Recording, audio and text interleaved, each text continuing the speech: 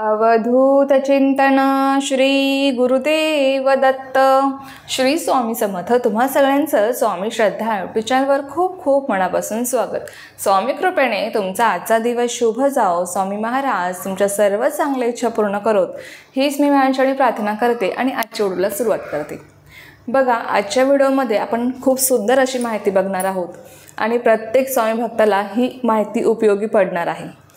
बघा, आजच्या व्हिडिओमध्ये आपण बघणार आहोत की आपल्या आयुष्यात आपल्याला दुःख संकट येतातच. जरी आपण स्वामी भक्त आहोत तरीसुद्धा आपल्या आयुष्यामध्ये दुःख संकट येतातच, कारण की ते आपल्या पूर्वकर्मानुसार येत असतात, आपल्या प्रारब्धानुसार येत असतात.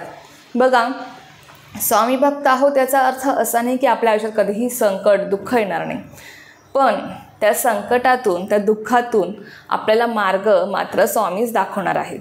त्यातून आपल्याला सहजरित्या बाहेर फक्त आणि फक्त स्वामीच काढणार आहेत, हे आपल्याला समजायला पाहिजे.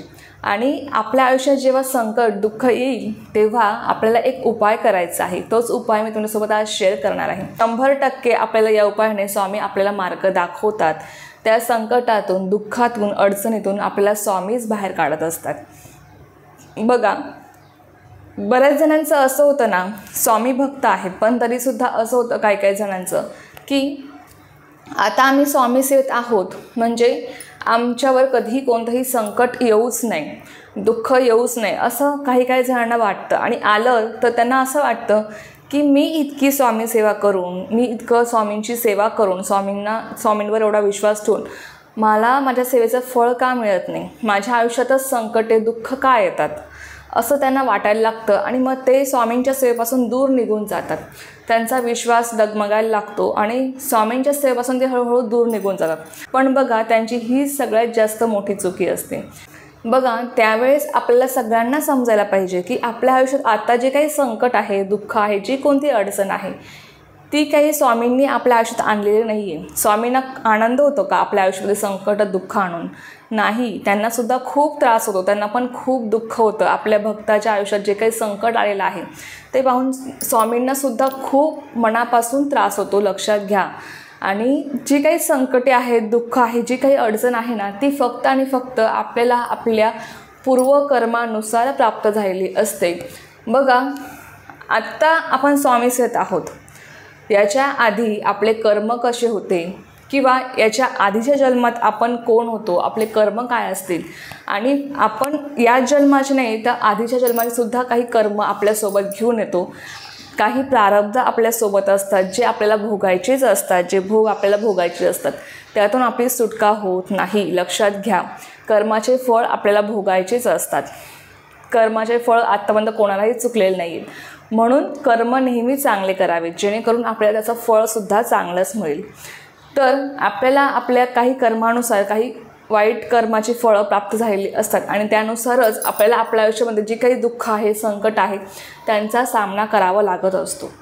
जरी आपण स्वामी सेवेत आहोत तरीसुद्धा आपल्याला ती कर्माची फळं भोगावीच लागणार आहेत आणि स्वामीसुद्धा त्याला बांधील असतात. म्हणून आपल्या आयुष्यात ती दुःख संकट अडचणी येत असतात. एवढंच आहे की त्याची तीव्रता स्वामी कमी करत असतात. ही असते स्वामी सेवेची ताकद. त्याची तीव्रता इतकी कमी असते ना की अगदी आपल्या आयुष्यात जे काही कोणतं संकट असेल, दुःख असेल ना, ते आपल्याला फुलाप्रमाणे भासतं. एवढी त्याची तीव्रता कमी असते. म्हणून स्वामी सेवा करायची असते. आणि अशा वेळेस जेव्हा तुमच्या आयुष्यात कोणतंही संकट दुःख येईल ना, तेव्हा चुकूनही स्वामी सेवा सोडू नका, कारण की अशा वेळेस तुम्हाला जास्तीत जास्त सेवा वाढवायची असते, जेणेकरून जे काही दुःख असेल, संकट असेल, अडचण असेल ना, ती लवकरात लवकर तुमच्यापासून दूर जाईल. ते दुःख, ते संकट तुमच्यापासून दूर जाईल, ते टळेल. म्हणून आपल्याला आपली स्वामींची सेवा, स्वामींचं नामस्मरण अशा काळामध्ये जास्तीत जास्त वाढवायचं असतं, कारण की करता आणि करविता सगळं काही आपले स्वामीच आहे. आपलं सगळं काही स्वामींच्या हातात आहे. आणि अशा वेळेस तुम्हाला एक उपाय करायचा आहे. तुमच्या आयुष्यात कधीही कोणतं संकट येऊ द्या, दुःख होऊ द्या, कोणतीही अडचण तुम्हाला असेल, तुम्ही खूप दुःखात आहात, तर त्यावेळेस तुम्हाला फक्त हा एक उपाय करायचा आहे. तो उपाय म्हणजे, बघा, प्रत्येकाच्या घरात स्वामींची मूर्ती किंवा फोटो असेलच, तर आपल्या देवघरासमोर जाऊन बसायचं किंवा तुमच्या जवळपास स्वामींचं केंद्र असेल, मठ असेल, तिथे तुम्ही जाऊ शकता. आपल्या घरी स्वामींसमोर किंवा केंद्रात मठात तुम्ही जाऊन बसू शकता। त्यावेळेस स्वामींना मनापासून तुमची जी काही अडचण आहे, जे काही तुमच्यावर दुःख आलेलं आहे, संकट आहे, ते मनापासून अनन्य भावाने शरण जाऊन स्वामींना तुम्हाला सांगायचं आहे। बघा, जेव्हा आपण अनन्य भावाने आपला अहंकार गाळून, आपला मीपणा गाळून जेव्हा आपण स्वामींना शरण जातो ना, तेव्हा स्वामी आपला योगक्षेम चालवत असतात। आणि लक्षात घ्या, जो भक्त हा अनन्य भावाने स्वामींना शरण जातो त्याच भक्ताचं स्वामी योगक्षेम चालवतात। ज्यांच्यामध्ये अहंकार आहे, मीपण आहे ना, स्वामी त्यांना कधीही साथ देत नाही, मग त्यांनी कितीही सेवा केली तरी। म्हणून आपला अहंकार, मीपणा गाळूनच आपल्याला स्वामींना शरण जायचं असतं।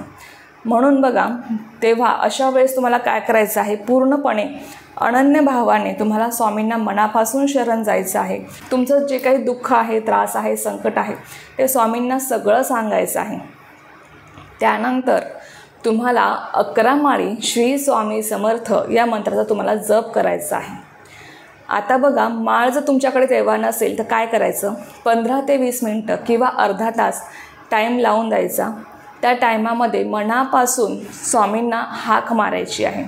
स्वामींना हाक मारायची म्हणजे काय, स्वामींचं नामस्मरण करायचं आहे। श्री स्वामी समर्थ, श्री स्वामी समर्थ, श्री स्वामी समर्थ। बघा, जेव्हा आपण स्वामींना अनन्य भावाने शरण जाऊन स्वामींना हाक मारतो, त्यांचं नामस्मरण करतो म्हणजे काय, की आपण त्यांना हाक मारत असतो। अशा वेळेस बघा, स्वामींचं सुद्धा आपल्या भक्ताकडे लक्ष जातंच की कोणता भक्त मला मनापासून हाक मारत आहे।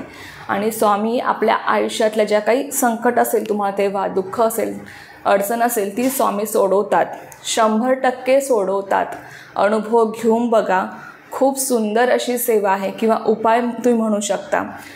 तर तिथून पुढच्या काहीच दिवसांमध्ये तुम्हाला असा अनुभव येईल की तुम्ही त्या दुःखातून, अडचणीतून, संकटातून सहजरित्या बाहेर पडलेले आहात। हा अनुभव तुम्हाला त्यावेळेस येईल।